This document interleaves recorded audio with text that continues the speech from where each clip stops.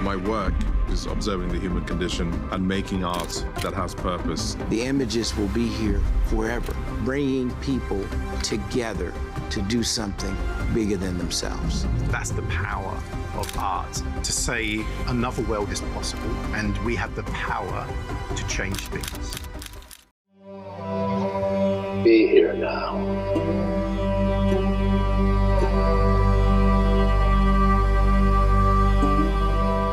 Rhombus, what does initiative mean to you? Planetary initiative? No, initiative. What does that word hold for you? Mean? To take initiative. To take initiative means to find that place in you that is responsible for the universe. And that part isn't ego. It's something deeper than that. It's not ego control. A lot of people think responsibility is you ought to be responsible, meaning, and I'm being responsible in an ego sense. But if you go inside or behind your own ego, your own mind, you come to a place where you experience being a co-creator in the universe, in which you see the way in which your mind creates the universe in which you dwell. And then you start to accept, you acknowledge that part of your identity. And that's what I mean by acknowledging responsibility. That's wonderful. And that's where initiative comes from. All the rest of it is mechanical runoff. You have the choice of being the victim or the creator. That's it. And most people think it's too much chutzpah to think that they're the creator. So they're busy being the victim. Because as long as you identify with the body or the personality or your own mind, that's all stuff, and that's all law, and it's all lawfully running off. And if you identify with that, you feel like you've been had by the universe, because you feel like you're at the whim of overwhelming forces all the time. And the minute you get into that part of you that's not in time or space, you experience at that moment what it means to be the creator of the universe. The creator is formless. But you are formless as well as form. Is that the relationship between initiative and initiation? Initiation is into that space, yes. In fact, all yogas, all religions, all methods are designed to take you from dualism into non-dualism, from the two into the one. Not to stay in the one and reject the two, but to come back into dualism, into the two, into form, but be, as Christ said, in the world, but not of the world, so that you acknowledge that formless part of yourself through initiation, through moving into that space, that formless part that is the creator. And you are both the creator and your creation. I mean, this is my creation, and I am the creator of this. The planetary initiative for the world we choose implies that, in fact, we will get the world that we choose. We are getting the world that we choose. This is it. This is it. You look around. This is the one we've created. This is the collective we that has created that world. And the reason you find yourself in this incarnation at this time, in this place, is because this is the kind of space you needed to do the work on yourself in order. This is the initiation. This is the initiative process. And the fear of the bomb and ecology and population explosions and all of these things are part of the conditions that you as a soul created for an incarnation in order to awaken out of the illusion of separateness. It's all going fine. That's what's so bizarre about it. You're reticent to say that, you know, because it looks like you're not caring enough, but that isn't. See, in order to be able to say that, you've got to be able to look at death from a place outside of life and death. And you've got to acknowledge that as a human being, you are afraid of death. And as a divine being, you're not afraid of death. And you've got to embrace that paradox. And it's from that place that you can look at all of the situation and see it as a learning experience. Otherwise, it's just too scary. It's too scary. What is your mission with regard to this? I don't experience having a mission. I experience that, I'm dying into Dharma. I'm dying into being an instrument of that which relieves suffering, because I don't see what else you do with your time while you're in form. I mean, it's interesting that before you awaken, you look at the 10 Commandments as, you know, don't strike me, I'm going to do it. You know, you're afraid of being hit. And then after you start to awaken, you look and you say, obvious, any damn fool sees that. If I steal from you, I'm stealing from myself. I don't want to live in a paranoid world that includes thieves. So it changes the whole nature of the game.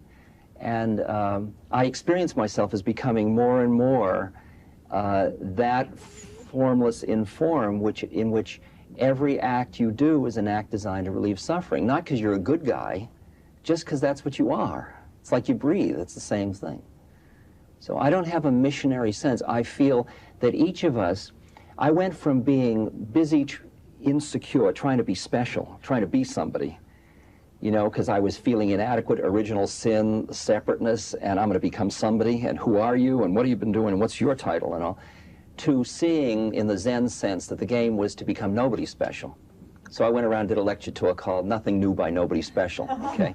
And then, when I got rooted in nobody specialness, I began to understand the concept of uniqueness, that I had a unique function. Not special, but unique. It's no better or worse than anybody else's. Just because I'm a front man doesn't mean that I'm special in that role. It's just my part. And I see a mother raising a child as equally doing her part, and somebody driving a bus with compassion as doing his part or her part. And I'm beginning to appreciate individual differences in terms of unique manifestation of God in all these forms and all these faces. And I'm just dying into my unique form of manifesting God. Okay. That's beautiful. Just beautiful. What are you inclined to make a recommendation as to what people can do? I think that the word do is a trap. I think the first thing, if you're going to say do, then the statement is listen. We need to rephrase that because the question wasn't implied in the response. Is it important to think of what people can do? Everybody's doing it already, all right? Everybody's doing it as well as they can, all right? And all I can say to each individual is, to your own deepest heart, be true. And just as Shakespeare put it, then canst you be false to no man. I mean, just keep listening inward and inward and inward, and listening as Milarepa does in front of the cave, and just keep listening and hearing the deeper rhythms and hearing the deeper harmonies of which you're part. And that cleans up your act just by listening. And at first, all you hear when you listen are your own desires, and then you hear behind those, and you keep listening and listening. And I think that people should learn how to trust their intuition. That they have been trusting their intellect, and their intellect is the servant of their separateness. And their intuition is a way of being in the universe and knowing the universe that is a way of subjectively relating to the universe, not objectively relating. And that's the one that leads you back into harmony and leads you to your unique manifestation and leads to the preservation of the whole process of Dharma, or of the way. Is the initiative fundamentally the movement from intellect to intuition? Yes. Yes. What is extraordinary about the planetary initiative is that for a world we choose, the words are funny because choose sounds like an intellectual choice. But actually, it's not the choice of ego. It's the choice to acknowledge the part of us that is a part of a connected universe that is deeper than our own separateness. That's where the choice is. The only choice that an individual has to make is to awaken to God. That's the only choice. All the rest of it is phony choice. And the minute you do that, all of it follows. So that we can call it choosing better worlds, choosing all that stuff, but the real choice is the choice to listen to that deeper harmony, to listen to the part that's one rather than the many. And all the rest follows from that. And that's really what the essence of these planetary initiative meetings. I mean, Donald Keyes, when I meet him, I'm out of a Jewish tradition, I'm meeting a mensch, I'm meeting a being who is a fully connected being to that part of that's beyond Donaldness. And he meets beyond Donaldness, and I meet beyond Richardness, and we look in each other's eyes, and we know one another. We know ourself. And then we play, and he's got this beautiful part in the United Nations, and I have my part dancing around the country speaking, and, you know, we just have these different parts to play. And when you meet at a conference like this, it collects people who are obviously have egos and insecurities and all that, but you can look in their eyes, and very often, in a high proportion of these people, you look and you meet, you here, I'm here, far out, here we are again on Earth. What are you doing this time? Well, this time I'm a financial expert. Oh, how interesting. Is that fun? This time I have cancer. Gee, that's bad. Is that interesting? Well, it's heavy. Yeah, I bet it is. Well, oh, well, you know. And I mean, I have a dying center. I work with people that are dying, and you can't conceive of dying as a joyful experience, as an experience of transformation. Ah, here we go. There goes the body. Ah, so new moment, new moment. There goes the breath. There goes the heat and cold. There go. You know, it's very extraordinary to be with conscious people. They can take everything and they can transform it. They just do it. They see life as an opportunity to be given a set of experiences which they would only notice because of their attachments. That's how we create our universe.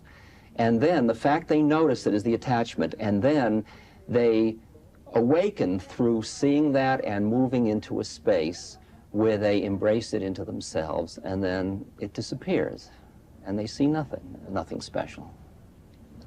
It's a process. Beautiful. Some people seeing this are not experiencing this in their lives. Is this widespread? Is it frequent and ever more frequent that you're meeting people like this?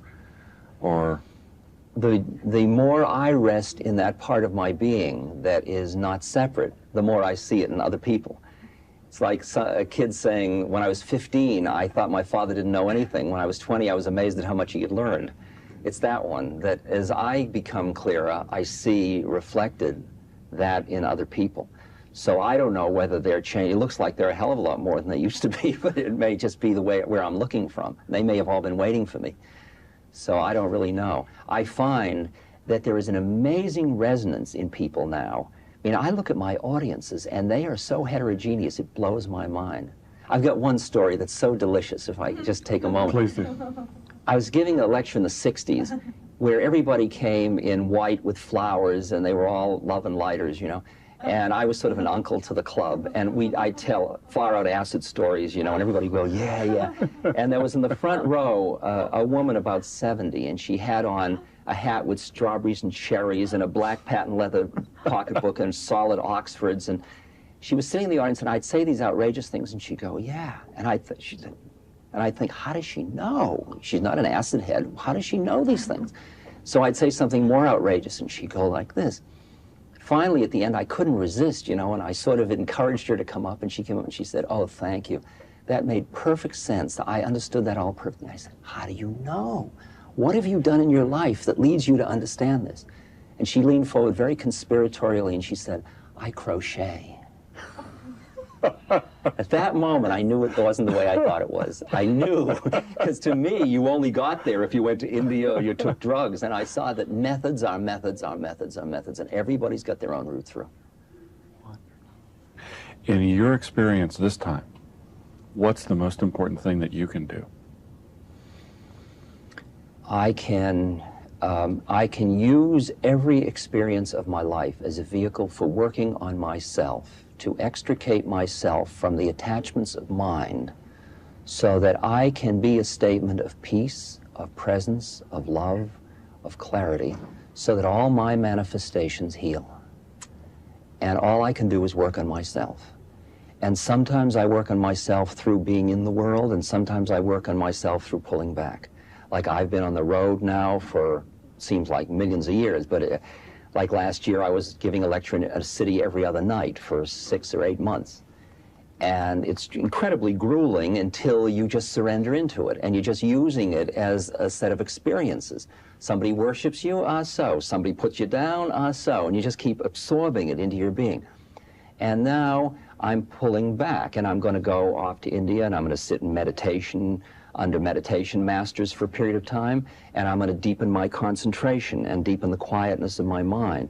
The game is to quiet the mind, open the heart, keep the energies moving, and do what you can to relieve suffering. I don't know what else to do. I'm just passing the time. I mean, it's all cosmic play. I really experience being aligned with God at play.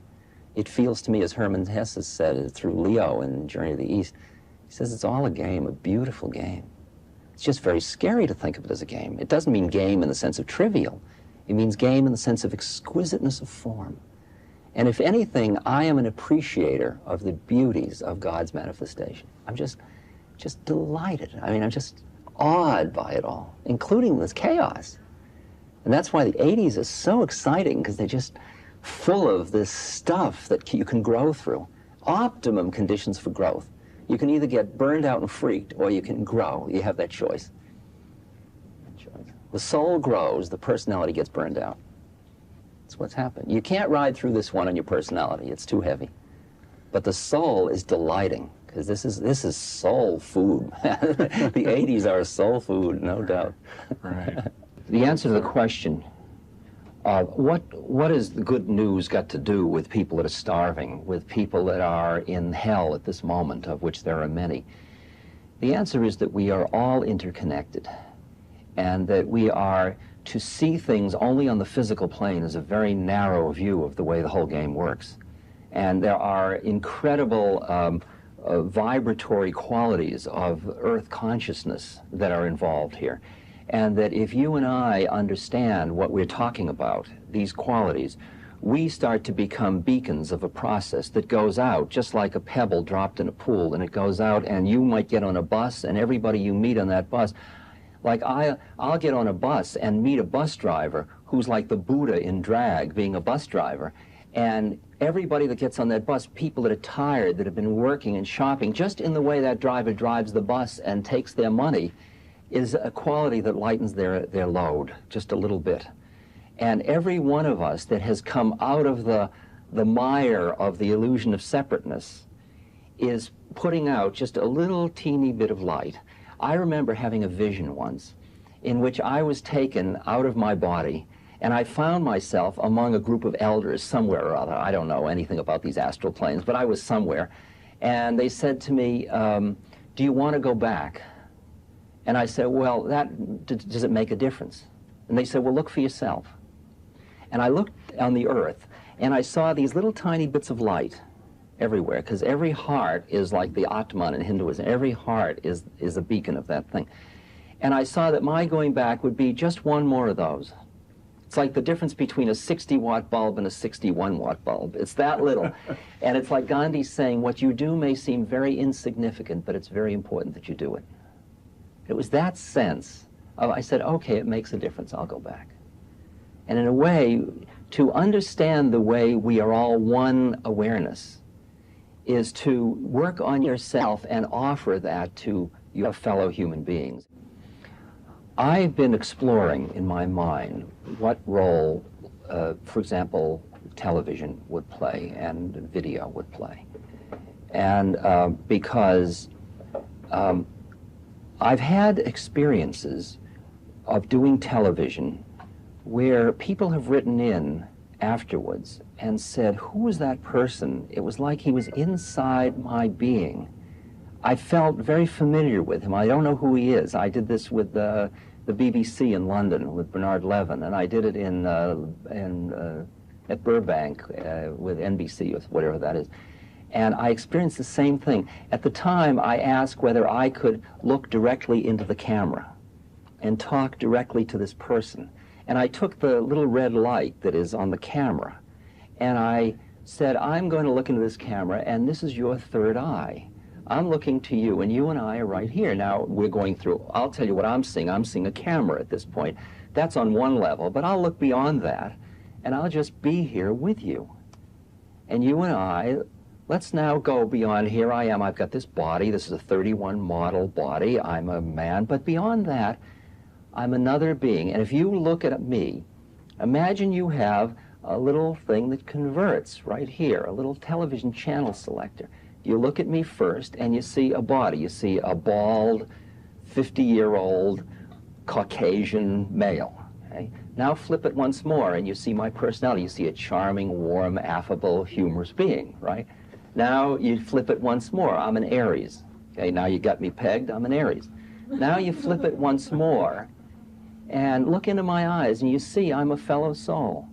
You in there, I'm here. Here we are, just one-to-one. And we're both in bodies, we're both in personalities, we're both in astral identities. Let's go one more.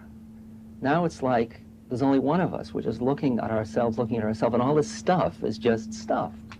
You hear, there's only one of it. What do we do now? Let's make believe we're the many. Now we flip it once more and the whole thing disappears. And these are planes of reality. These are planes of reality. The whole thing disappears. And the whole thing disappears. And to me, I mean, the media is an incredible vehicle for the transmission of the spirit, but it can't be hustled because people can see through, because they're sitting in their living room and they don't have to be nervous, and they can see a phony a mile away. And you can't talk about the spirit, you got to be the spirit. And that's why the media uncovers fraudulence, and a good news network has got to demand people that are working on themselves, because people that are just being great about teaching stuff, forget it. And we haven't been ready to transmit the spirit because there aren't enough people that are taking their spiritual journey seriously enough. They get a little bit of juice and they're out playing. And you got to keep throwing it back in and working. I mean, I've gotten very, very good at one level. You can see I'm a good showman. I'm good at transmitting Dharma. I'm kind of a master at a certain level. But it's not good enough.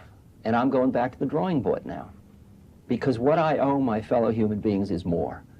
Because I've had a guru, I've met somebody who in all the years I knew him, I couldn't find where he was and I couldn't find where he wasn't. And I know what's possible in a human being, and I'm greedy. I won't settle, because I owe it. I owe, and I see the possibility. And I realize that all you transmit is your being, not what you think you're transmitting. I watch people say, you got to love everybody, and I can feel the anger in their hearts. But be love, and everybody feels loved. That's what a good news network can transmit, but it's got to be, it's very vulnerable because it is transmitting being, not knowing, but being. Your own guru said that your role was to feed people. Is there any way that media can feed people?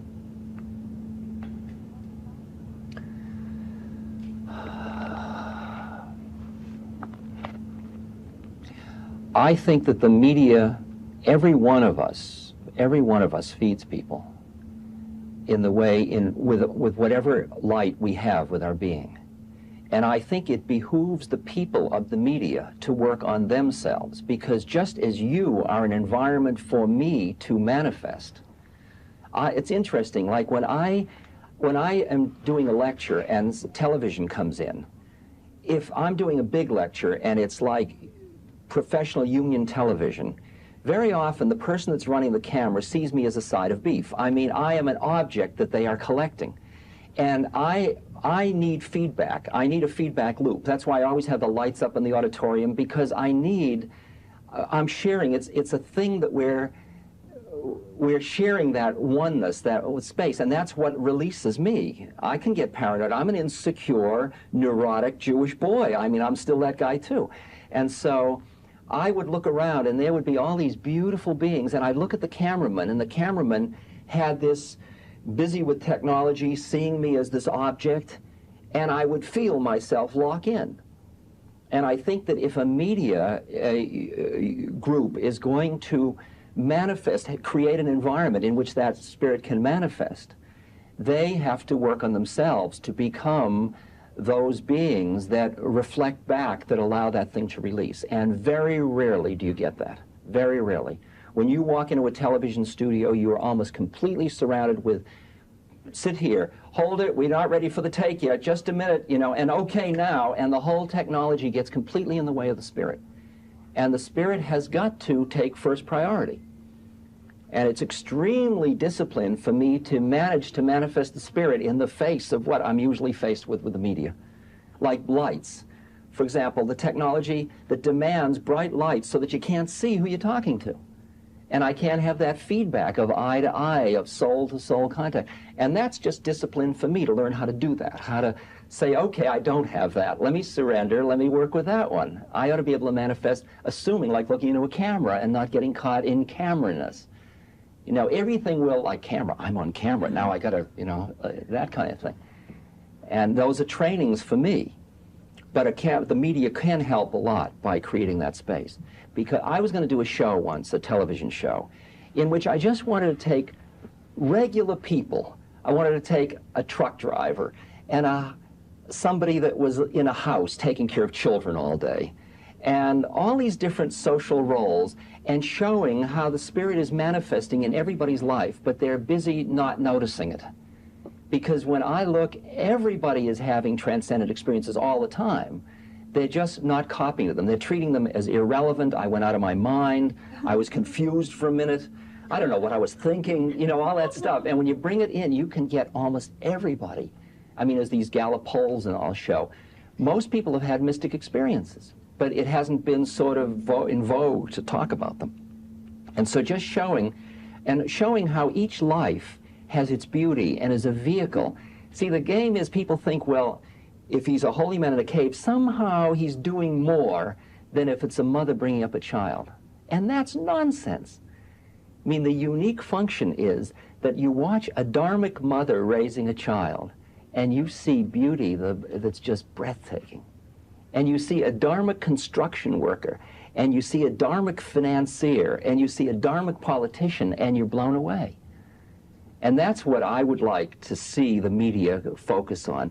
Taking people and taking their lives where they come into the studio thinking that they're stuck in something. I got one good story. Sorry, can I have one more story? Please, don't be sorry. I was taking a meditation course, and there was a business. There was a guy on the upper berth, where you had a double deck bunks, and in a previous course, you're on silence during the whole 14 days of the course. And I had been in a room with a guy who I came late and I didn't meet, and all the time I kept thinking he doesn't like me, and I'm snoring and I'm a slob and all that stuff. And I spent hours thinking about how much he hated me. And at the end of the course, he said, "It was such an honor to be with you, and it helped my meditation so much." And I saw that it was my own paranoia all the time. So this time I decided, quick before the course begins, I better get to know this guy right away. So I said, "Who are you? What do you do?" He said, "I'm a vice president of industrial loans in a bank." I said, "Well, what are you doing at a meditation course?" He said, "Well, it's an interesting story." He said, "In the 60s, I was a vice president of industrial loans." And I thought, gee, everybody's having more fun than me. So I dropped out, I left my family, I took drugs, I lived in the mountains, I threw pots, I thumbed to India, I traveled, I did all these things. I did hot tubs, I did all. And he said, wrote poetry. He said, and then around 9 years later, he said, I was in San Francisco again. I was walking down the street and I met the president of the bank. And he said, "Amazing I should meet you." He said, "Your desk is vacant again." And he said, "You were the best vice president of industrial loans we've had. Would you consider coming back to work?" And I thought, why not? So I went and bought a necktie and I went to work. And I said, "Is it any different?" He says, "It's entirely different." He said, "Before, I was busy being a vice president of industrial loans. Now I go to this place and I hang out with people all day. The vehicle for us being together happens to be industrial loans." That's what I'm hearing. You don't change the form, you change the nature of the being in the form. And that's available to everybody, just in their life, even somebody that's dying of starvation. And that's what I learned. That's scary, but I'm pushing the edge. That's what I learned with Ramana Maharshi, for example, dying of cancer. And everybody's freaking, and they say, "Don't leave us, don't leave us." And "Don't be silly, where can I go?" he says. And it's that quality where when you're in Benares, the city of dying in India, and you look into the eyes of somebody, and they're right here looking back, and they're emaciated, leprous, waiting to die, and they're right here, and they are not caught in there. And you look, and you get caught, but they're not caught. And they free you. And many of the people I work with in my dying center free me, because it's so seductive to get caught in suffering.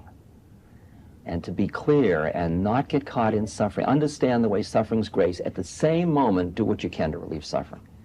If you don't have a right to be presumptuous, "Oh, suffering's good," that's forgetting your human heart. The balance of the heart and the mind, of the higher awareness. From the higher awareness, it's all perfect, including the suffering. From the heart point, the suffering stinks. And you do everything you can as a human being to relieve the suffering. At the same moment, there's a part of you that understands that suffering's grace, and that there's perfection, including the suffering, and including you are doing what you can to relieve it. That's the subtle balance that you expand to. That allows you to relieve suffering without creating another kind of suffering through your own judgment of God about suffering. Okay. Okay. I can go on forever, as you know. Be here now.